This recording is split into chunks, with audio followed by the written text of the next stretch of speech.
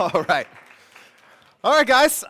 So I get to close out the day. I'm what's stopping you either from happy hour or I-4 traffic. So it'll be a lot of fun. So normally I talk about marketing, I talk about branding, I talk about very fun things like running Facebook ads and campaigns, and Shannon said, don't talk about any of that crap. Motivate people so that they leave here today and actually do the things that all the other speakers told you to do. So this is going to be fun. It's something that I don't normally do or talk about, but I'm very interested in because you can have all the tactics in the world. And how many of you guys wrote at least 5 things down that you're going to go home and do? How many of you guys have written 5 things down from another event and you didn't do shit when you went home? Right? So what we're going to try and do is really leave you here today with some inspiration, some motivation, some ideas to help you design a business that fuels your life. A lot of you, how many of you are entrepreneurs, business owners? You are the actual business owner, a majority of the room, that's good. So when you got into business, I'm assuming that you got into business for freedom, autonomy, to build your own schedule, to do what you want, when you want, with who you want, how you want. But I bet none of you do any of that, right? I was in the hallway the last 2-3 sessions, and how many of you walked into the hallway picking up a call from a client because you couldn't even sit in a session for 30 minutes without replying to a client, without replying to a vendor, without replying? That's not freedom. That's not autonomy. That's not why you got in business. So we're going to talk about some ways to design your ambitious life and really design a business that fuels your life. I have as Shannon mentioned, I have 3 amazing kids, Colton, Ryder, and Ashton. I have an amazing wife, Jennifer, and they actually like to see me. And for as much as I love speaking, I love traveling, I host TV shows, I do amazing things, I am home every single day at 5 p.m. and I eat dinner. Every single day. It's the most important thing that I do. So if you want to give me a phone call at 5:30, guess what? It goes to voicemail. And I never lose a client because of it. I gain my clients' respect because of it, because I have values, I have morals, I have a mission and a vision that I stand for in my business. And what most of us do, unless it's the actual wedding day of the wedding that you're planning, it's not life or death. They can wait 30 minutes for you to have dinner with your kids, for you to sit in a session that might actually help you to grow your business. So that's what we're going to talk about here today. As I was thinking about how to start this thing, there are so many thoughts on my mind about the fact that you all learned a bunch of stuff today, not just today, but in every single day you're seeing Facebook posts from people saying, this is the way to run your business. You need a funnel, or you need a video, or you need Instagram stories, or you need to do this, or you need to do that. The truth of the matter is that it all works. It just might not work for you. If you don't want to do Instagram stories, don't do a freaking Instagram story. Just because someone told you to do an Instagram story. Someone told you that you need to go to events and network, and it scares the living crap out of you, so you sit in the corner and just have drinks all night and your bank account gets depleted. Don't go to networking events. Everything works, it just might not work for you. There isn't one way. If we talk to every single one of you in this room who started your business, you all would have started at a different time in your life. You all started with a different business partner, with a different business plan, with a different idea. Most of you probably didn't even go to college to start a business. You ended up in it because you were frustrated with your job or frustrated with the other company that you worked for, and you set out to be on your own. Every one of us has a different path.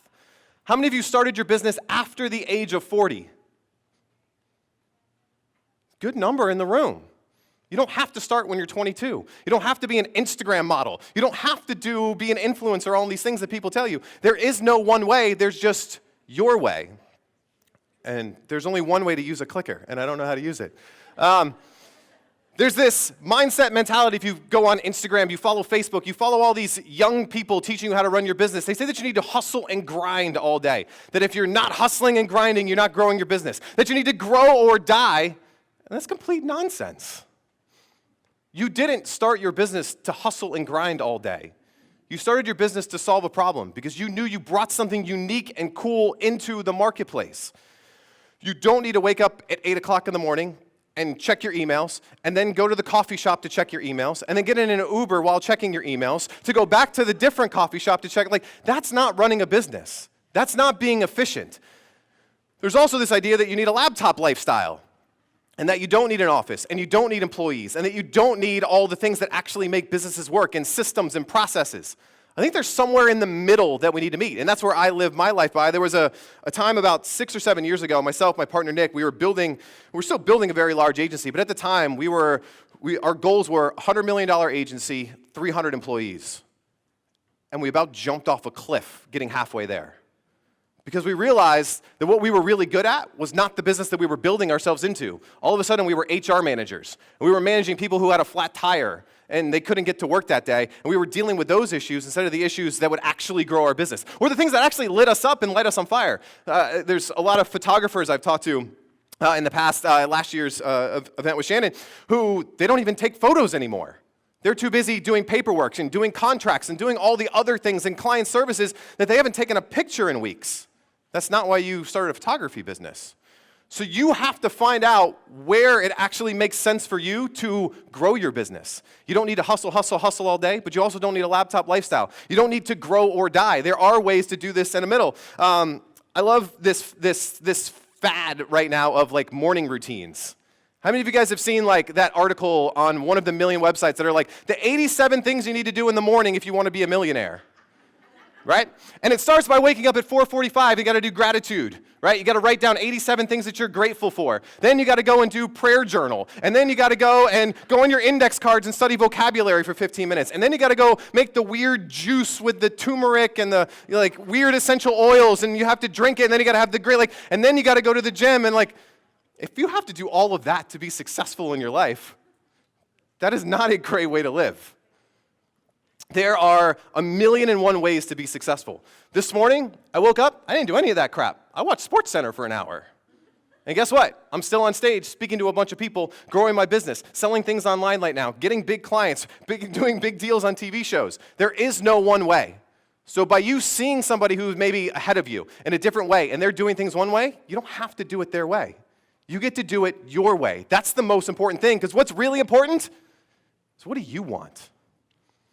Not what does your mom want, not what does your boyfriend, your girlfriend, your spouse want, not what does some guru want, not I bought some course and I went to some event, not what do they want, but what do you want?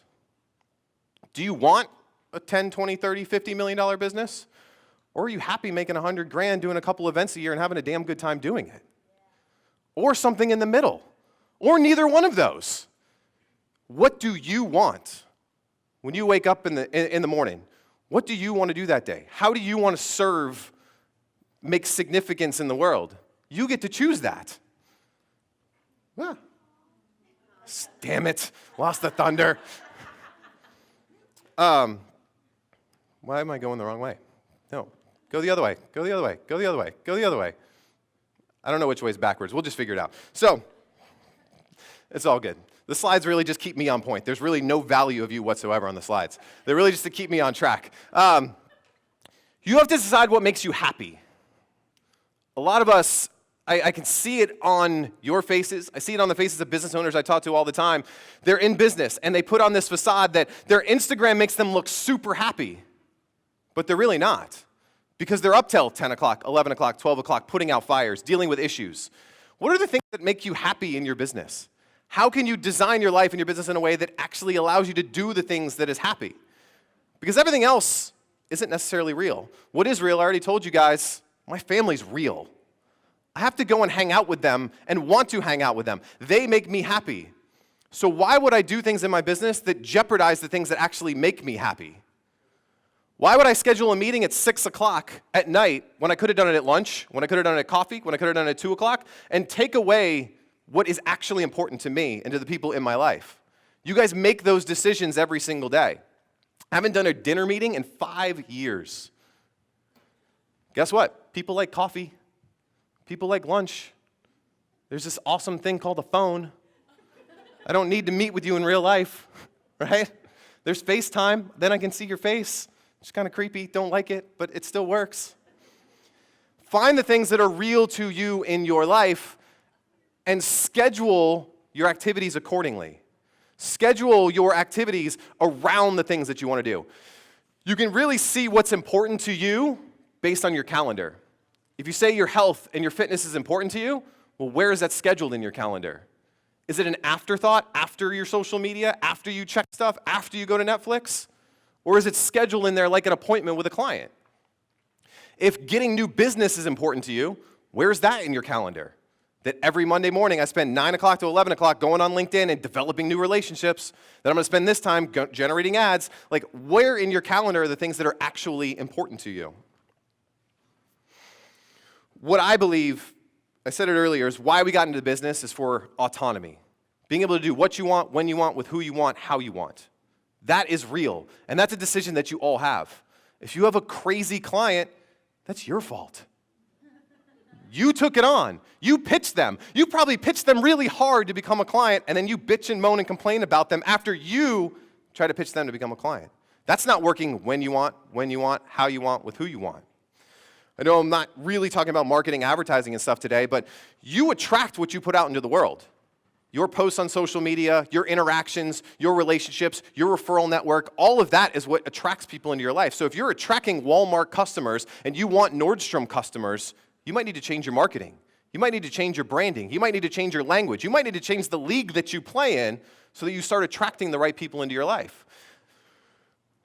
You got to figure out what you want. This is a big one. I ask the question all the time of, so what do you want? And the first thing that comes out of your mouth are all the things that you don't want. Well, you're just attracting more of that. You need to think about the things, I want this type of a life. I want these types of clients. I want this type of a business. I want this type of revenue. Not, I don't want this type of client. I don't want this. I don't want that, because all you're doing is complaining and you're making excuses. Start putting out into the world the things that you do want. When I wanted a TV show, I talked to everyone on the planet about, I want a TV show. I'm trying to get a TV show. I'm trying to host a TV show. And guess what? I got a freaking TV show. So I told people what I wanted. When you tell the world what you want, there's a good chance that there's an opportunity that's going to fall into your lap. This is big. You got to get after it. You got to attack. You got to go on the offense. Too many people wait and they're reactionary. They're hoping that there's an email in their inbox when they wake up in the morning that says, I would like to be your client. They're just waiting for something to happen, something good to happen to them, that there's a magical genie client fairy that's just going to show up and say, you know what, your website's been online for 2 years, you deserve a client, here you go. That's not how it works, party people. We got to go on offense, right? Offense wins games. You control the amount of effort that you put in, the amount of content that you put out, the ads that you put out into the world, the things that you do to generate clients, you control that. You don't control their actions. You don't control if someone's going to respond to your advertising. You don't control if someone's going to watch your video or read your content, but you control what you put out there. That's why I'm a big fan of process goals versus outcome goals. We make a lot of outcome goals. I want 25 clients. I want this much revenue. I want this. You don't control any of that.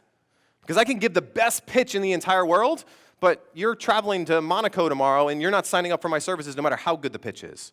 But I can control how many pitches I put out there, how much content I put out into the world, how many ads that I run, how much content I create, how many networking events. What are the things that you can control that are within your grasp? And then go on the attack and actually go and get it. You all want to stand out. Because we hire the person that stands out. We don't want to hire just another photographer. We don't want to hire just another wedding planner. We don't want to just hire another whatever that it is that you do. But you all do it by trying to fit in. This is a big one. You try to stand out by fitting in. Meaning, I did not sit in on, I think there was an Instagram breakout session like just a little bit ago, right? Nothing against that session, but if you all start posting the same photos, guess what? You all look the freaking same, right? If you all start doing stories with the same script from some course you bought from somebody, you all sound the same. In a sea of sameness, how can you be the person that stands out? The one who always gets the attention, rides to the top, gets all the business, gets all the attention is the one who is different, not the one who is the same. Friday, I pretend that I'm younger than I am. So do all of us. Pop rapper dude, Post Malone, came out with his new album on Friday, right?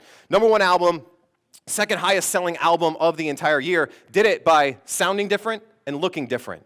The dude's got face tattoos, he's got tatted up and down, he's kind of sing-songy, hip-hop, looks nothing like any of the other pop stars. He did it by standing out.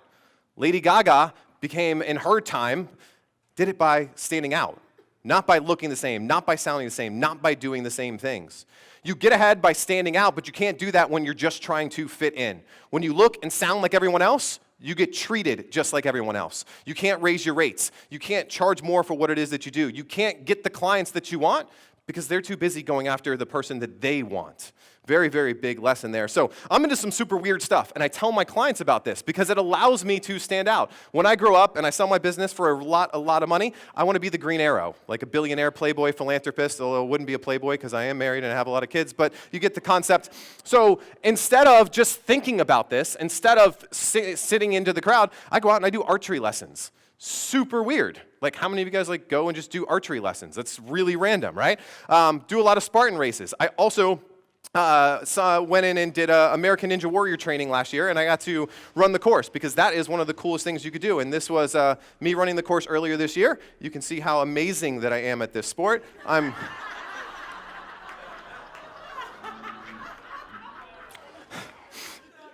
I'm waiting for my contract later this year, and we'll be stopping my motivational speaking career. It takes going out and doing things differently in order to get different results. If you're marketing your business the same way that you've been marketing it for the past year, 2 years, 3 years, and you're expecting something different to happen, it won't.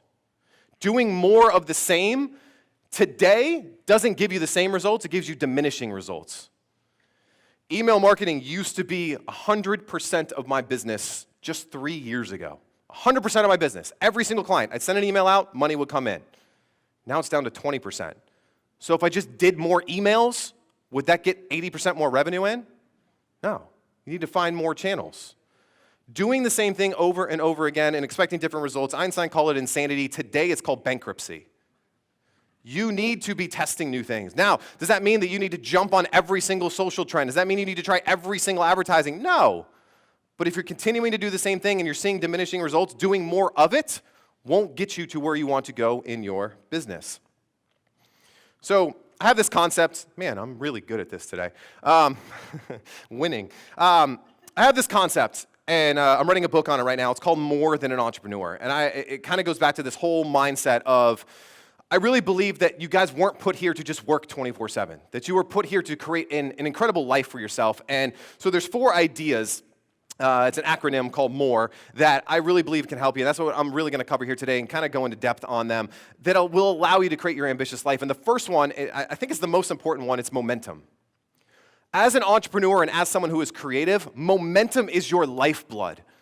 A friend of mine, Alex Sharfin, he has an incredible book on this. I think it's called Entrepreneur ADHD. He believes that ADHD is the #1 positive character trait of entrepreneurs. And he talks about momentum. Geez, Louise, come on. How do I go backwards? Can you go back like 3 slides for me? Because that'd be awesome. So he talks about momentum in the terms of there's 3 things. Go back one more. That's good. Cool. So, so entrepreneurs and creatives need momentum. So Alex Sharfin, I want the one with like the 3 things on it. Back, you're going forward. All right, we're just going to give up on the slides. So Alex talks about these three things for entrepreneurs, right? We could be moving backwards. When you're moving backwards as an entrepreneur in your business, how do you feel? Really bad. Right? Like it feels awful. Like if you don't have a number of clients, if you don't have the events, if you don't have whatever it is, you feel awful. You know what feels worse than moving backwards? Stagnant. Staying still. How many of you freak out when you're standing still in your business? If revenue is the same year over year over year, you feel like there's something crazy happening and you're going to lose it. But if you're moving forward, how do you feel? Cloud 9. You're in flow state. So as an entrepreneur, we always need to be moving forward. As a creator, we always need to be moving forward. If you're a photographer, if you're a videographer, and you're just going through the motions, another wedding this week, another wedding this week, you need a creative outlet of some sort to move you forward and create momentum. Otherwise, you are going to go crazy. You are going to have burnout. You will not be able to deliver great services for your client because you have no momentum. You need to generate momentum in your business. Momentum can be generated in a number of different ways, but it really just means motion. Get into motion. Put out a post. Put out a photo. Put out a piece of content. Go to an event. Do anything that creates momentum in your business. That is the #1 thing that I think I can leave you here with today is that anything that's on your to-do list, if you do any of them, it will generate momentum. If you send an email out to someone you met at this event, that will create momentum. If you do one of the activities that you did today, you put out one new post on Instagram, that will generate momentum. Creating things and putting them out in the world creates momentum. Momentum is also contagious because as you generate that thing and you create momentum, now it creates this snowball effect. I want to do that again. I want that hit of dopamine again. I just put that thing out and someone contacted me. Oh my God, I got an inquiry. I want to do that again. It creates this dopamine hit and you do it again and you do it again and you do it again. That's how you grow a fast growth business, is with momentum and momentum and momentum. But as soon as you stop and you get stuck, you feel like the world is closing in on you. Then you start moving backwards. That's what we don't want as entrepreneurs. So how we do that, and one of the best ways that I know how to create momentum is something, omnipresence. Omnipresence is this ability to be anywhere and everywhere that your potential marketplace is looking. Just in the last week, I saw this incredible article. The Rock, everybody knows The Rock, Dwayne Johnson, The Rock, right? This dude is freaking everywhere. Right? So one day he's like you watch like his Instagram and he's like with his kids in Miami, and then the next day he's in like freaking Egypt filming a movie on a Monday, and then on Tuesday he's on Fallon. You're like, how the hell did he do that? Like, how in the world did he do that? So I saw this article. He was on his honeymoon, and Kevin Hart got into that accident. On the middle of his honeymoon, took his jet, said, bye, babe, was on the Kelly Clarkson show, and then like 3 hours after Kelly Clarkson ended, he was back on his honeymoon. Omnipresence. He always has a movie coming out. If he doesn't have a movie coming out, he's making an appearance at WWE. If he doesn't have that coming out, he's got Ballers every single week for like, whatever it is, 10 weeks on HBO. He is literally, you can't escape this guy if you're in the action genre at all, which for most people is okay. But he has created this omnipresence about him. And even like, I did a Google search for rock magazine covers. Every magazine. And not just, so he's got like the typical ones you'd think of, like Muscle and Fitness and things like that, but he's on TV Guide, he's on Time, he's on Essence, he's on People, he's on Emmy, he's on Ebony Magazine. Like, these aren't just meathead, musclehead magazines. It's every single consumer in the United States that might go watch his movies. Is there any doubt, has anyone in this room not heard about the movie Hobbs and Shaw? Right, because he is literally everywhere talking about it. You want to create that in your marketplace, where people can't escape you in any way, shape, or form. If you're a photographer, that means they should see your photos everywhere. You should have photos online, on your website, on Instagram, on Facebook, on all of these different places. But also, how can you get your photos on billboards so people are driving past them on I-4? How do you get them in a gallery? How do you get them in restaurants? How do you get your photos literally everywhere? So you're like, if I see one more goddamn photo from Jenny Smith, my head's gonna... But you're always on people's minds. There's two different types of media. I think I'm skipping ahead, but there's the media that you own and control, which would be like your Facebook page, your website, your Instagram. Obviously, you can post whenever you want, whatever content that you want on your own stuff. The real power comes in getting on other people's media, the media that you don't own and control. How many of you in this room have a Facebook page with more than 1 million followers? You're close. You're killing it, right? But there are other media channels that do have millions of followers, right? Wouldn't you want to get on their media platforms? Even if you had 1 million people on your Facebook page, Instagram account, whatever that it is, why wouldn't you want to get on other people's accounts? When we launched our show, and I'll talk about that in a little bit, we launched with media partners. If I just put out, hey, I have a new TV show, and I put it on my Facebook page by 15,000 people, that sucks. A TV show getting seen by what, 2% of those 15,000 people? Instead, we partnered with Entrepreneur.com, who has a 10 million person email list. They have 4 million people on Facebook, another 3 million on Instagram, another million plus on YouTube. That's way better than if we just launched it on our own media. So how can you leverage other people's media? How can you leverage her company?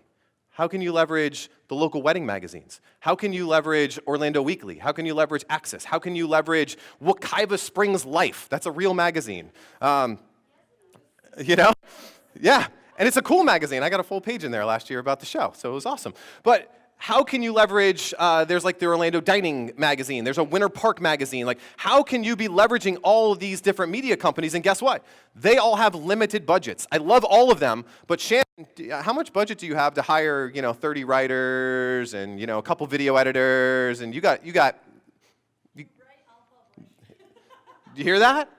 So when we went to entrepreneur.com, big New York media agency, I'm just some little dude in Winter Park making TV shows. I said, we'll give you fully produced TV shows. You don't have to do anything. Just give us a rev share of the advertising. They were like, yes, because they can't afford to put video editors on full staff and create these shows and create different things. If you have the content, other people will take it. That's what creates omnipresence. It's not just your media, but leveraging your media and other people's media is really, really powerful. Another thing for a lot of you guys is podcasts. There are so many podcasts out there in the world that all would love to have you as a guest. If you can talk about the ways that you're creative and the way that you create video and the way that you run events and different things like that. So this is one of 8 pages of podcasts that I have been on in the last few years. Right? I've been on every single one of these shows, which is all now new people, new audience, brand new people that are seeing me that have had no idea who I am. At the end of every one of these shows, they say, hey, Greg, if people want to learn more, where can they go? And I send them to a landing page, I send them to an offer, I send them to something where they can now go further into my world. But these are all audiences that I don't have. Like, what, Copy That Pops? I don't know. I think that's Laura's site. So Laura has, thousands of people that listen to her show. I don't know any of them. That's like new audience. All of you guys, I know Amanda and I know Shannon. That's it. I don't know any of the rest of you guys. After this, you're either going to think I'm awesome or you think I suck, but either way, you all know who I am, right? New audience. I'm leveraging other people's platforms to get my message out into the world. Does that make sense? Yes, good, awesome. So put yourself at the center of your market's universe. So if you're going after parents, where are all the places that parents hang out? Can you go, this is super bizarre, but how can you go to Planet Obstacle and do all the artwork for Planet Obstacle? How can you be their special events coordinator to help their special high-ticket end event birthdays? Maybe not their just $200 birthday packages, but say, hey, I got an idea to do a $5,000 birthday package. I'll run it all for you. Now, they do, when we were just there on Sunday, they had 18 birthdays just on Saturday, right? That's 18 families, all with a ton of money, spending money on birthdays. So think outside the box and put yourself at the center of your market's universe. All right, I talked about your platform versus other people's platforms. Big mindset thing here. Best doesn't always win. I'm sure you've seen that. You've gotten outbid, you've lost business to someone that you go, they are not as good as I am. They won't plan the event as good as I could. They're not as good of a photographer as I am. Bad news. Best doesn't always win. The Rock's movies aren't the best. He's not winning Emmys. He's not winning awards. Most popular, most known wins. If you are not putting yourself in a position to be the most known person in your category, it doesn't matter how good that you are. It matters how good that your marketing is. It matters how good your positioning is. It matters how good that your branding is. That's how you win business. And it's a really tough pill to swallow because you're like, I'm really freaking good at what I do. But good isn't good enough. Good friend Sally Hogshead, one of the top female speakers in the world, says that better isn't better, different is better than better. She helped launch Jägermeister. How many of you guys had a shot of Jägermeister in your life? Right. How many of you think that it's the best tasting drink that you've ever had in your entire life? Not one person in this room thinks that Jaeger is the best. So how do they sell $18 shots at the bar on Friday nights? Because different is better than better. So think about it. Best doesn't always win. Better isn't always better. Being a 10% better photographer isn't going to help you get more contracts. I do this in I talk to a lot of financial planners. There are 240 different designations for financial planners. Right? So like CFP, CLL, just 243 letters that you could put at the end of your name. Right? CFP is the most well-known, Certified Financial Planner. That's the one that has the most. There was a study of 50,000 affluent investors. These are all people with $1 million or more of investable assets. And they asked them, do you know what CFP stands for? 11%. So 11% knew what the best designation was. And there's some yoke paying $5,000 for certification number 239 on that list. Going to another photography course to learn how to edit this much better isn't what's going to get you ahead in the game. Finding ways to differentiate yourself, brand yourself, and market yourself is what is going to get you ahead in the game. All right, I got to speed up. Regret. Regret is a very, very, very powerful motivator. I like to think back to college Some of you have to think longer than others. Back to college. But in college, you went to class, kind of, during the day. Then you probably worked a side job. Then you were part of a fraternity or a sorority. Then you were doing intramurals. You were also volunteering. You were also going out to the clubs at night. You had 97 things on your calendar, right? Some of you probably more than 97 things on your calendar. Then you graduate. May, you do the cap, you throw it in the air, you get your first job. Monday night, 5 o'clock, you don't do nothing. So you do all of these things, right? You go from intramurals right to the spirit thing, right to the football game, right to this, and now you go into the real world. You're actually making money instead of spending it, and you don't do anything with your life. We give up on all of our dreams, our goals, and our ambitions the day that we either start our business or start our job. That is one of the most sad things on the face of the planet. We live for Friday nights, we live for weekends, and now all of my friends, and this is one of the saddest things, and one of the reasons I'm talking to a lot of dad groups now, is they live for fantasy football on Sunday. And they know their fantasy football stats more than what their kids are doing in school, more than what their kids are doing at sports, more than what their kids are doing for extracurricular activities. That's what they're living for, is fantasy football. So what happened to us when we had all these dreams, these goals, these aspirations, all the things that we wanted to do, all these skills that we wanted to learn? We just give up on all of that. It's really sad, right? We get old, we get tired, we don't recover as good as we do. We feel hungover all the time, and we didn't even drink last night. That's really bad. But there's still things that you have inside of you that you want to do, but you're scared to do them. You're waiting for permission to do them. And I'm not going to wait. I'm going to hit this one more time. Let's see what happens. This is one of my biggest driving factors. Amanda and I were just talking about this in the break. How many of you are parents in the room? All right, this will hit home. If you haven't heard this, I believe the stat now is 92% of the time that you will spend with your children is during the first 18 years of their life. You have 18 summers to spend with them. And we just lost a summer. It's over. Labor Day's over. Hey, summer's gone. How many summers do you have left? How many summers are you going to wait to say, next year we'll get to that? Next time. We didn't get to do that this year. I was too busy at work. I was too busy playing on social media to plan our next vacation. I was too busy checking my fantasy football stuff to take you to the park, to do the things that you wanted to do. This number is one of the most powerful motivators that parents have, because you do have a finite number of times until that kid moves out, until they go on to their own. Regret is a very, very powerful motivator. Sneak peek at what's coming up on Ambitious Adventures. We're going to be talking to some of the world's top personal brands, from a former professional athlete turned lifestyle entrepreneur to the expert to the experts to a guy who's created a personal brand all about the pizza. This is their Ambitious Adventure. So I was going to play like another minute of that clip, but I'm running short on time and I want to get you guys home. This show almost didn't happen. This show changed my life. It was an idea that I had. I was in the Dominican Republic filming a documentary down there, and I said, I'm a huge Anthony Bourdain fan. I want to go do my own travel show. I want to travel the world and tell the stories of entrepreneurs and tell the story of different cities through the business owners who are making change in that city. Instead of the food, I want to tell it through business. And we shot a pilot in St. Pete. This is the Cliff Notes abbreviated version. Shot a pilot, got it back, and it was the worst thing I'd ever done in my entire life. It was awful. $20,000 out the door. Found a partner who ended up crowdfunding the show. We raised a ton of money for it. Signed a deal with Entrepreneur with it. Signed a deal with the Jack Canfield, with Kevin Harrington from Shark Tank, with Lewis Howes. If you guys know Lewis, he's got the #1 podcast on all of iTunes right now. All of these incredible people. And the week before we were about to shoot, I didn't want to do it. I was too busy. I didn't have enough time. It was going to sidetrack me from what we were doing. I didn't really know how to produce a show, so I had all these self-doubts in my head.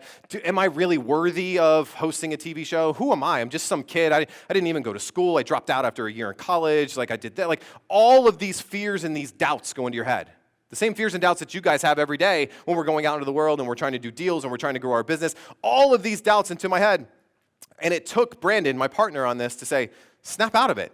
I don't know what the hell I'm doing either, but we're going to figure it out together. We're going to do it together. We're going to make mistakes together. We're going to go out and we're going to figure out this TV show. We're going to get a deal for it, and we're going to use it to change our life. Best decision that I ever made was facing those fears, getting outside of the comfort zone. We had no idea what we were doing. We were scripting the show ourselves. We were filming the show ourselves. We were editing the show ourselves. And ultimately, we sold it to Entrepreneur, and then we resold it to Amazon Prime. Biggest thing that I ever did in my life, I had no idea what I was doing. Scared out of my mind. Every self-doubt, every fear, everything that was in your head as you're starting your business, as you're trying to grow your business, went through my mind as we did this. And it all comes back to regret. If I did not do that show, I would regret it every single day of my life.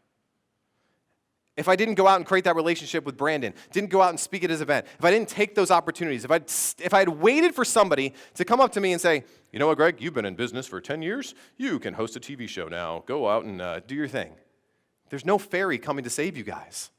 Stop waiting for permission. I'll get to energy in just a second, but you're waiting for something to happen. You're waiting for your parents to say it's okay. You're waiting for a certain result to happen from a client. You're waiting for a certain amount of experience to come into your life. You're waiting for, if you file an extension for your taxes, you're waiting for your tax check to come in before you we're all waiting for something. What are you waiting for? Nothing good happens when you wait. When you have that great business idea, you leave this event today and you have that great idea, it's really freaking good tonight and tomorrow. You wait a week and you're going to doubt the idea. You're going to doubt the tactic. You're going to doubt the strategy. Something else is going to come into your world. Success loves speed. Speed of implementation. We launched, so every year we go out to Hollywood, California. We're going in 2 weeks. It's our big annual event. At that event, I create half of my revenue for the entire year at that one event. Last year, the event was on September 22nd.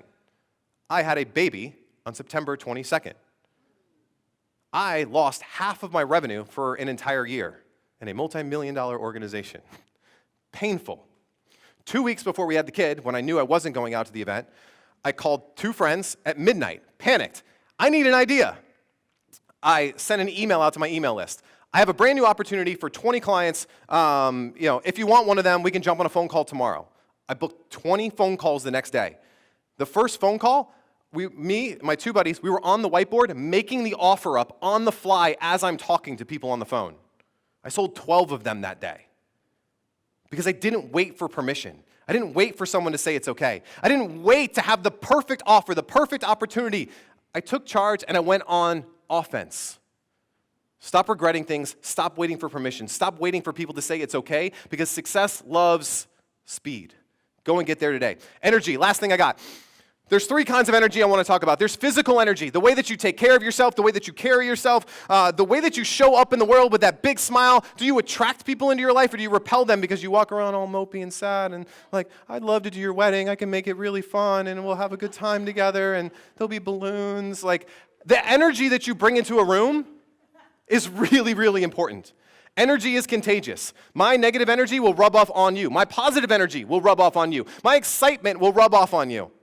You need to bring physical energy into the room. I'm the last person to give any of you nutritional advice, but drink more water and get more sleep, people. That's it. You do those 2 things, you're pretty darn good, all right? But then there's mental energy. As creatives, every single one of you in this room is creative. You need to have creative energy. There is no such thing as writer block. There is no such thing as creator block. You need to push through and create things. If you're not very good at video, you know the only way to get good at video? To get on video. Don't buy another stupid course. Don't buy another book or anything like that. Go shoot a stupid video, right? If you're not very good at writing, you should wake up in the morning and write. Creative energy comes by you creating an output, by putting things out into the world and out into the universe, and doing it constantly and consistently. The 3rd type of energy is your marketing energy.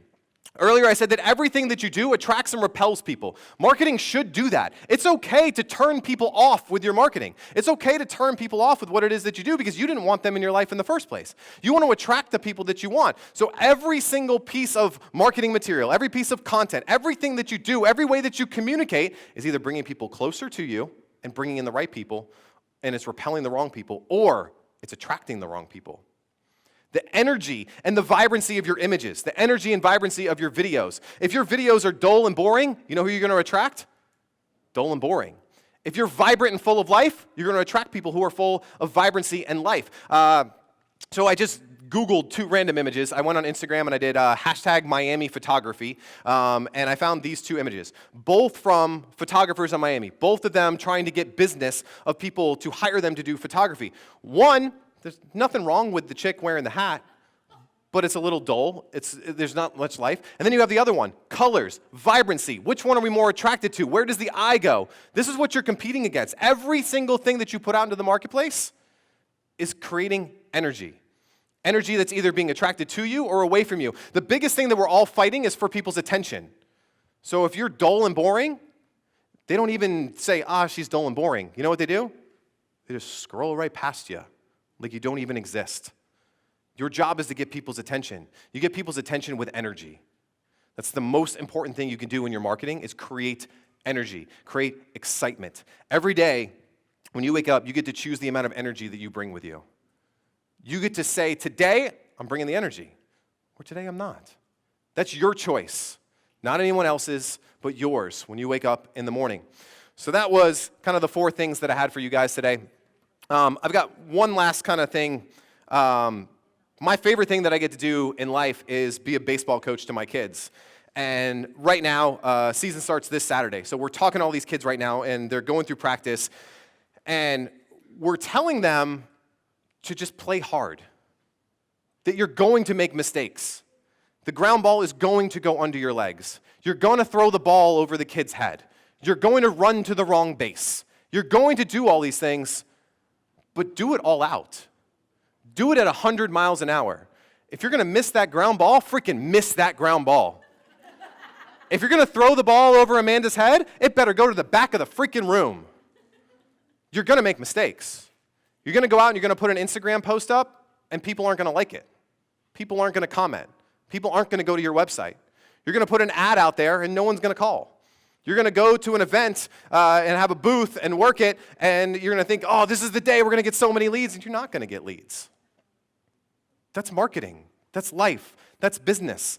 But do it all out. Just because you're not going to get 1 million views on your Instagram, still do the best freaking video that you can possibly do and post it. In our businesses, and this is mine included, I don't need 1 million people to watch what I do.